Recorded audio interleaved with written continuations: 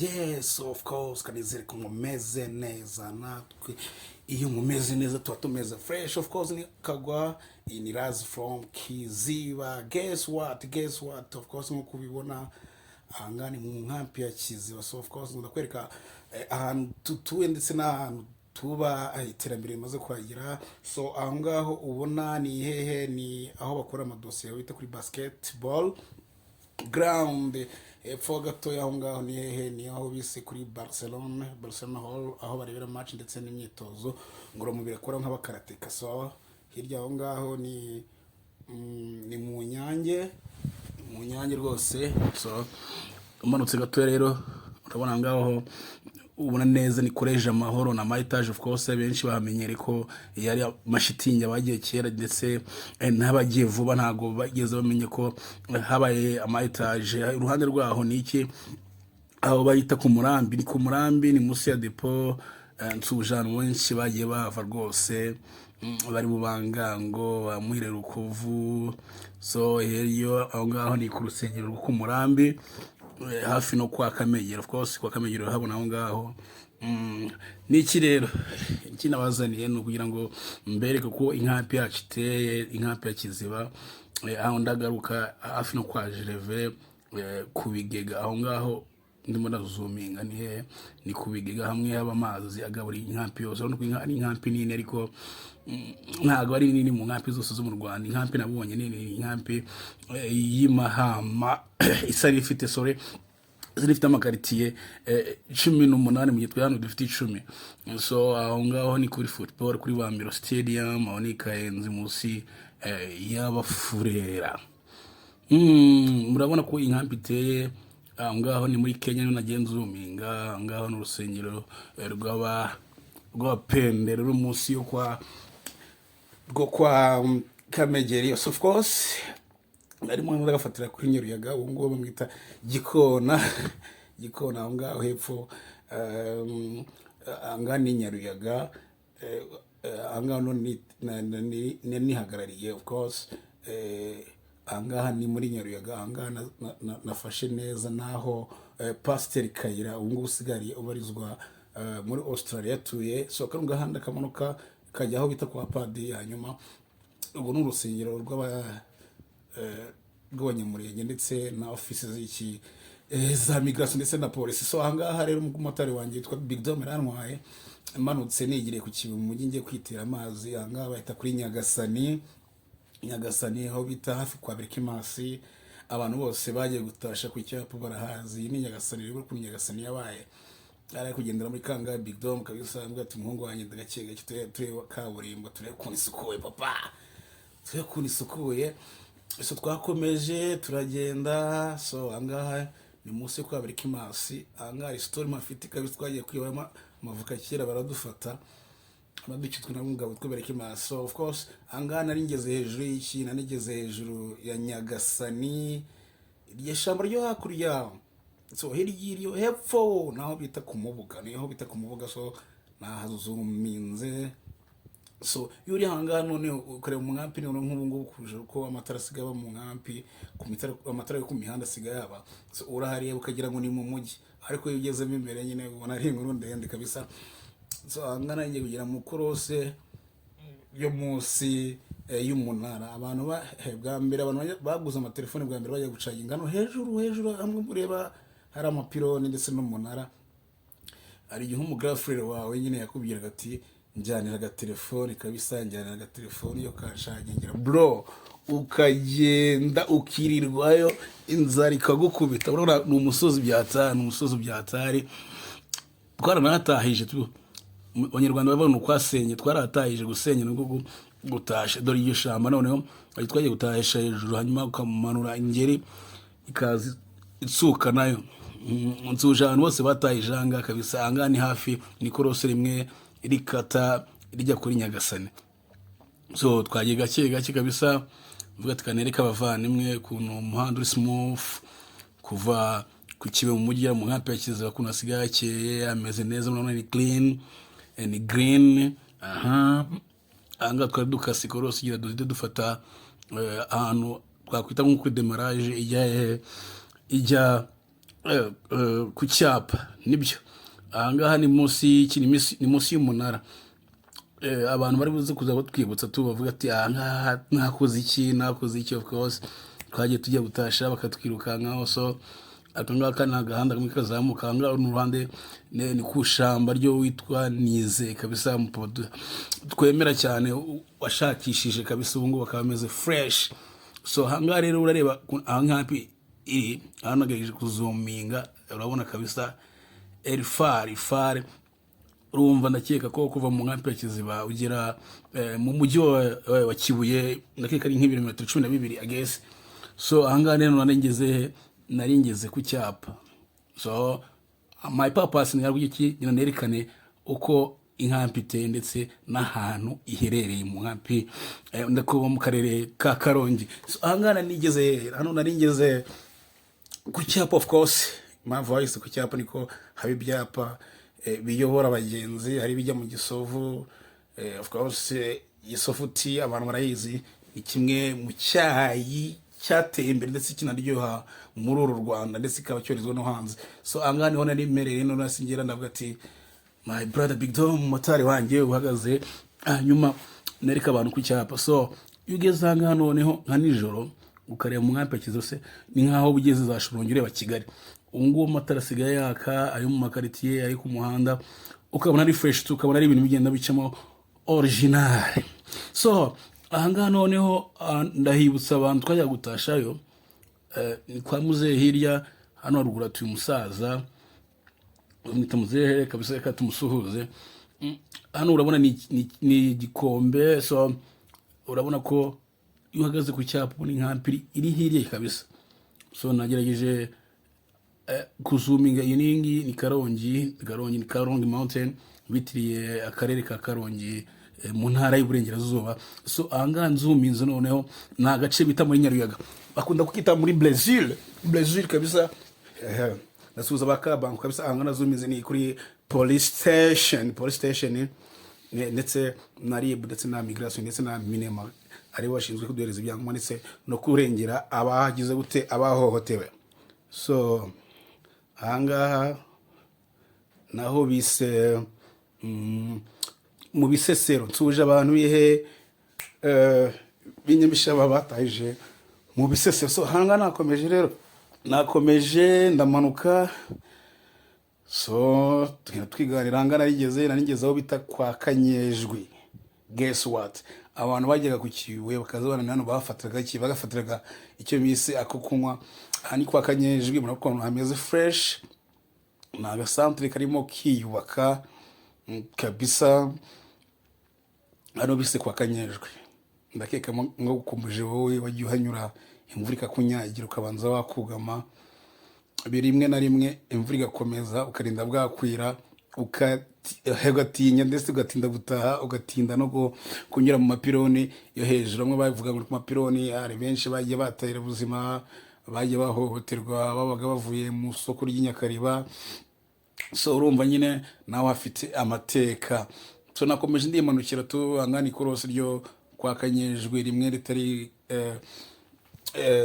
gerekana hamwe habaga urusengero rw'Abadventiste. Icyo gihe tugenda n'amaguru twagira gute, twacaga panya tukanyura kuri urwo rusengero. So of course kubera ko umuhanda nyine kuko kwagura ibikorwa remezo bagiye barukuraho hanyuma kugira mu muhanda nyine ukorwe neza. So ahangaha natwadeviyaga mu muhanda tukanyura tugiye ku Kibuye.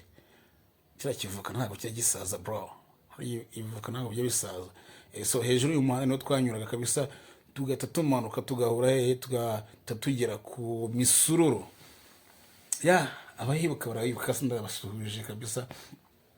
So intego yari kwereka ko umuhanda ni nyabagendwa, abadiaspora baza bakaguma mu mujyi ati umuhanda ndacyari mubi, mujye muza musuza abavandimwe kabisa. Ameze fresh, umuhanda uri very smooth, umeze neza. Angana ndimo nimanukira n'umukoboyi wanjye, tumanuka n'ubwira ati tukimanukire tugere mu mujyi turebe ibyo ari byo, hanyuma dukumbuze na abavandimwe aho twagiye tunyura. Ndetse ni naho bavuye naho bavuye barebe struggle baciyemo, barebe ubuzima banyuzemo bro, byari bikomeye kuva mu nkapekiza bugera ku kimwe mujyi man, barakubwira ati urajya ku kiwe guhaha ukumva man bad, ni ibintu bibi. So long story man, long journey. Baza kubona umwana mu myaka 4 agiye ku Kibuye, agiye kureba mu match man, ari ibintu byatari byaberaga ku Kibuye ngo umunsi mukuru ngo w'ingabo, tukajya kureba umunsi mukuru man, byari funny ngo umunsi mukuru ngo araboma marushanwa y'amagare bro, ugatega cyangwa uzagumaguma bro, byari hatari. So ahangaha rero aho hirya ngiye kugera ni hamwe twazamukanaga, habaga amatunda urenze ku misururu, hari ahantu ahangaha hejuru ahantu twanyuraga kabisa habaga amatunda. Hari umukobwa wanjye yigeze kuhanyura aca marikuja, bamukubise ikinyafu kabisa nka kimwe cya Bruce Melody kabisa, baramukubise.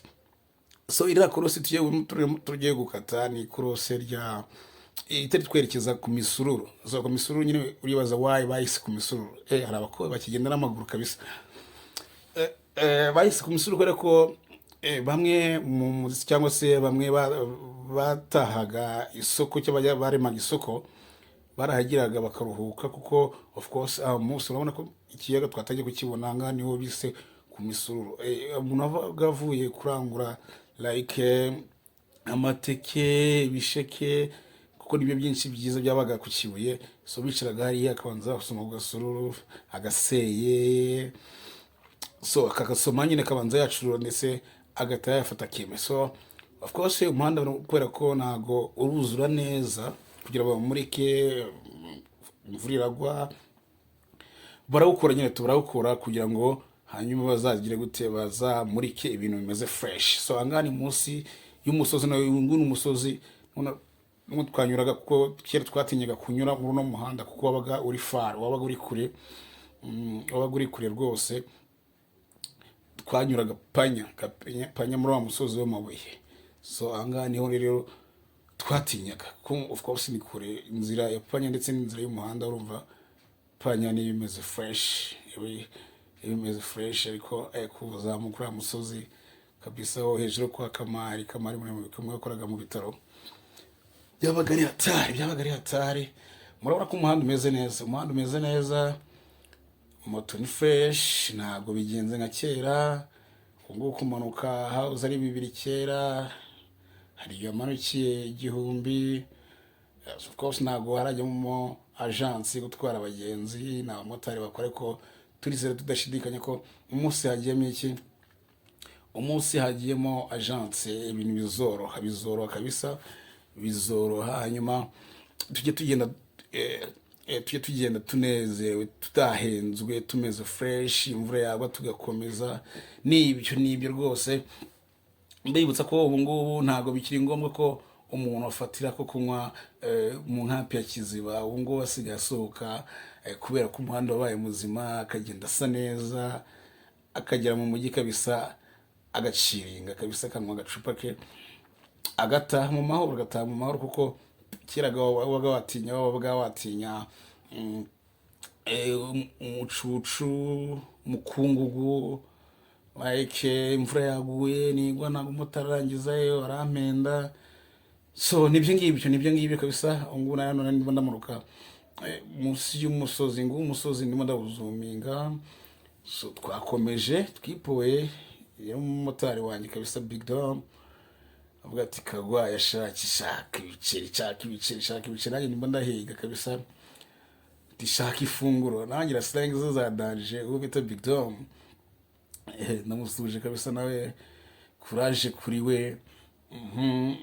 Anga ushaka kura ndenze mu kwirimbi ryo mu Kanyabusage niko bavuga. No ibice byo ku kintu nabyo bijya bingora kabisa, kuna ndenze ahantu bakunda gushingura kwirimbi rya Kibuye. So twakomeje tugenda dutera ga story, ngira ati sekagwa ubona bya YouTube bizakunda, ngira ati man ko bimeze ubu ngubu biri kugenda biza kabisa. Femo inshuti zigenda zidushigikira, biri kugenda bigendamo fresh. So twikomereje turakomeza hanga ikorosi tugiye gukata, ni ikorosi ryo munsi y'umusozi. Uwo musozi papa no twazamukaga hanga tugenda tunyura ukazamuka.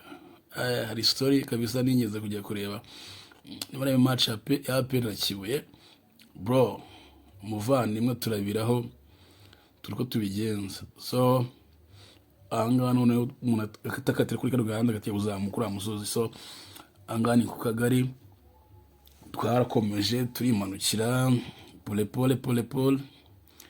Ahangaha ni ku kagari. So tugeze nguwo musozi kabisa twazamukaga. Bro, waza kuzamuka ikore nk'ibisheke n'uzo zingahe. So ahangaha ni kwande rero, ahangaha ni ku mugabo witaga Kamari yakoraga muri aha, yakoraga muri aha mu masosoma kabisa. Nanga yaratuye, nsubije abantu bamuzi kabisa, So twarakomeje tureba ibyiza bya Kibuye. So twarakomeje ahangaha tugiye kugera kuri Eto ungu yabaye IPRC guno urusengero rwa ADPR no rwahe ni cross musi hano ni makaritiye babise ku Banyamurenge. So twarakomeje nyine niganira n'umuvandimwe maze tse umuhanda bimeze bite, amafaranga araboneka, ariko kora ko essence yahenze nyine babimeze fo bari inkuru ndende kabisa. Turakomeza. Iyi ni IPRC Karongi, turakomeza kabisa, turagenda. Iyi ni IPRC Karongi kabisa, yahoze ari Eto, turakomeza. So ahangaho ni hehe? Ahangaha ni kuri polisi. So murabona ko twageze mu mujyi wa Kibuye, turakomeza. Iyo ni gare ya Kibuye, murabona ko nyine umujyi wa Kibuye nawo umeze fresh, uri clean. Imodoka bari nkeya, twizere ko zindi zari zagiye. So ngane wo motari wanjye amaritse, hanyuma ndavuga ati kamanze nakwinjira gakeya pole manze mutakana. So nahise mfata indi moto none ndakomeza. Icyo ni ikiyaga cya Kivu. So twarakomeje ni hejuru y'urusengero rw'Abadiventiste w'umunsi wa karindwi rwa Galileya, nsuje abantu basezeraniye ndetse n'abahateraniye. So twarakomeje hirya ngaha ni ku rusengero rw'Abakatolika, sindi ngo ni diocese, ako ni diocese ya Nyundo tu. So turakomeza tugenda tuganira. So byari byiza na experience keza. So muraza kumbabarira. So ahangaha ni ku rusengero rw'Abakatolike, turakomeza kabisa twegera mu masite y'amahoteli, tugenda tuganira. Ahangaha nafashe n'umumotari witwa Patrick, agenda nera story nawe atse ibintu birimo wewe n'ibiki. Ndakomeza. So ahangaha ngeze ku kigo cya gisirikare cy'Ikarongi, Gatwaro, bahita Gatwaro. So turamanuka tujya kuri Golf Hotel. Hanyuma hakurya aho ngaho murabona ni imwe mu mahoteli meza dufite mu gihugu cy'u Rwanda, bayita Chateau de Malara. Imwe mu mahoteli ameze neza kabisa, harimo atanga serivisi nziza muri uru Rwanda. So bayita Chateau de Malara. Twarakomeje tugenda tumanuka gahoro tugira ngo tugere aho nari ngiye kwidumbaguza. So abantu bakera baziye terme kuvuga kwidumbaguza. Ahangaha ku ruhande tugeze naho bita kuri Ami Shop, naho ni isoko rya gisirikare ndetse n'abacunzi b'umutekano nabo bajya guhahira. So twarakomeje turamanuka, motari safatira avuga ati twirukane tugeze ahantu temere kugenda buhoro. So turakomeza tumanuka pole.